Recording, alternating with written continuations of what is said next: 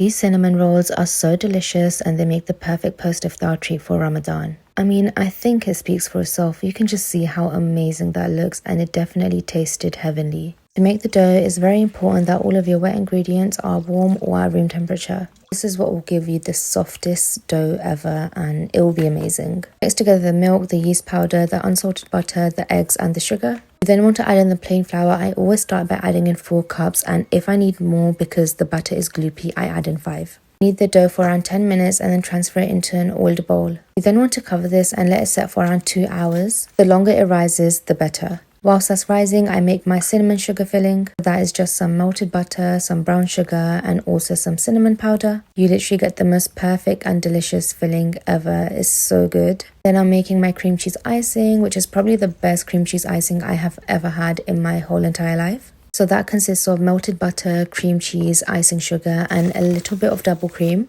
Once it's been 2 hours, the yeast has been activated and it's now time to roll out the dough. You can just see the dough is just so fluffy and it's super amazing. It's so stretchy, it doesn't stick to the surface, and that's exactly what you want when you are making cinnamon rolls. Try to spread this out as wide as you can because the more the merrier. We want a bunch of cinnamon rolls, okay? Spread on that delicious filling. Oh, it's so good.